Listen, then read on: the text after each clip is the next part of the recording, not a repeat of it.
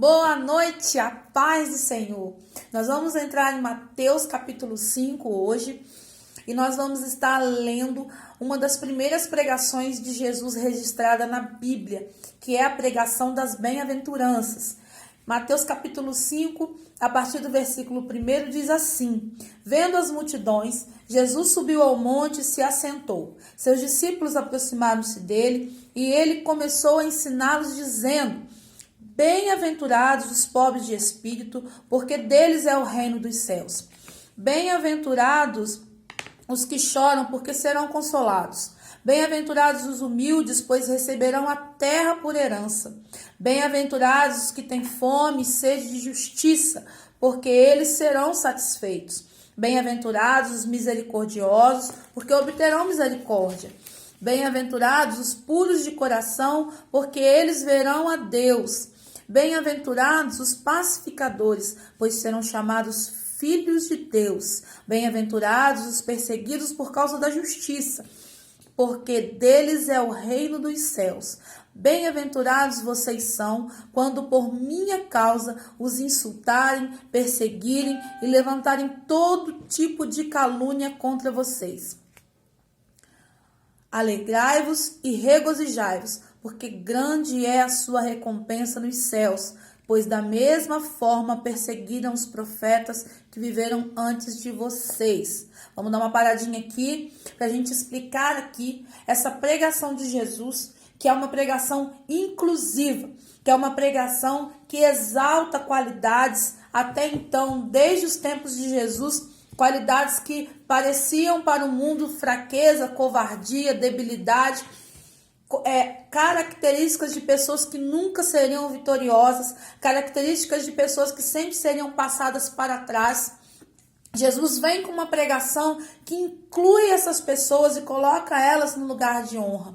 Quando Jesus começa a chamar para o seu reino, ou seja, para fazer exaltar estas pessoas diante da sociedade, pessoas pobres de espírito, pessoas que choram, pessoas humildes, que têm fome e sede de justiça, pessoas misericordiosas, pessoas puras de coração, pacificadoras, perseguidas. Quando Jesus pega esta classe que sempre está à margem da sociedade e coloca esta classe como a classe de pessoas que vai herdar o reino, e não só o reino, como várias promessas, como você pode ver para cada característica uma promessa. Jesus ele vem trazer um evangelho para o povo, para aqueles que ninguém dá crédito, que ninguém dá valor, para aqueles que ninguém julga ser pessoas importantes. Jesus quer estas pessoas para a edificação do seu reino.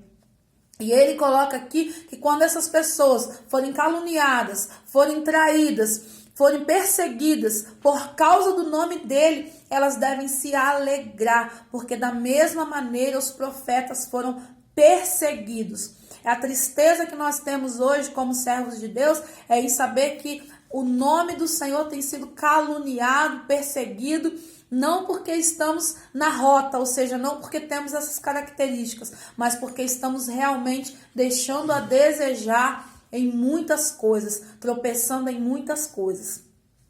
E Jesus ele começa a pregar por parábolas, né? O que são parábolas? São histórias comuns do tempo de Jesus. Jesus começa a pegar histórias comuns e trazer como exemplo do que é o reino, do que é a vida cristã. Por exemplo, a gente fala aqui as gírias de hoje, né? Água mole, pedra dura, tanto bate até que fura. A gente está querendo dizer, né, que você vai tentando até conseguir alguma coisa, né? Então Jesus ele pega esses exemplos comuns do povo e ele começa a pregar em cima dessas coisas comuns do povo para que a Bíblia, né? Eu falo aqui a Bíblia, irmãos, a Bíblia ainda não existia, né? É a palavra de Deus, para que a palavra de Deus fosse acessível a toda classe de pessoas. Jesus pregava de uma maneira muito simples e humilde para que todo mundo pudesse entender com clareza o que ele queria dizer. E aí no capítulo 5 ele continua: vocês são o sal da terra, mas se o sal perder o seu sabor, como restaurá-lo? não servirá para nada, exceto para ser jogado fora e pisado pelos homens. Vocês são a luz do mundo. Não se pode esconder uma cidade construída sobre um monte. E também ninguém acende uma candeia e coloca debaixo de uma vasilha. Ao contrário, coloca no lugar apropriado e assim ilumina todos os que estão na casa. Assim brilhe a vossa luz diante dos homens, para que vejam as suas boas obras e glorifiquem ao Pai de vocês que está nos céus. Quando Jesus ele vem falar do sal, o sal na época de Jesus não tem a mesma conotação que o sal que tem hoje para nós. Hoje o sal é 1,20, hoje o sal fica nas partes piores do mercado. Você compra 1 quilo de sal, o quilo dura 2, 3, 4 meses. Se você usar muito sal na comida, a comida estraga, você tem que jogar fora. Mas na época de Jesus, o sal, ele era indispensável para se conservar os alimentos. Quando você queria que um determinado alimento, principalmente a carne, não apodrecesse, a carne era toda envolta em sal. Então, quando Jesus ele fala que nós somos o sal da terra, ele quer dizer que por causa daqueles que vivem verdadeiramente a palavra de Deus, o mundo não se deterioraria. Então, nós temos vivido hoje diante de um mundo deteriorado, porque nós, como sal, temos perdido o nosso sabor. Temos sido insípidos. E a Bíblia diz que o sal que perde o seu sabor, ele vai ser pisado pelos homens, porque aquele sal, na época de Jesus, que perdia o seu sabor, ele se tornava pavimentação das estradas, ou seja, eles jogavam aquele sal sem sabor na estrada para pavimentar mesmo a estrada. Né? Então Jesus ele fala, se você perder o sabor, você vai ser pisado pelos homens, você vai ser envergonhado, você não vai ser, nenhum homem vai te dar crédito. E nós temos visto nos dias de hoje a decadência das igrejas, como as igrejas têm perdido crédito diante dos homens, como o evangelho tem sido motivo de chacota, porque nós, como sal da terra, estamos perdendo as nossas propriedades, estamos perdendo a nossa identidade, estamos perdendo a nossa essência. Qual é a essência do homem e da mulher de Deus? A nossa essência é Jesus Cristo. Nós temos perdido esta essência. Por isso nós estamos vendo uma decadência do evangelho. Quando você vai pregar Jesus para alguém, quando você vai pregar o evangelho para alguém, quando você fala que é de determinada igreja, de determinada denominação, as pessoas já não querem nem te ouvir. Por quê? Porque nós, como cristãos, como aqueles que creem em Jesus, temos perdido a nossa essência. Da mesma forma, quando ele fala da luz, ele está usando o mesmo exemplo da iluminação. Você não acende uma luz para ficar no escuro. Antes, quando você acende uma luz, as trevas têm que sair. Não há lugar para trevas e luz no mesmo lugar. E ele fala assim, brilha a vossa luz diante dos homens, para que vejam as boas obras e glorifique ao Pai de você, ao vosso Pai que está no céu. Quando nós vivemos de boas obras, quando nós fazemos boas obras, quando nós andamos nas obras de Jesus, as pessoas entendem que verdadeiramente o Senhor está na nossa vida e o nome do Senhor é glorificado.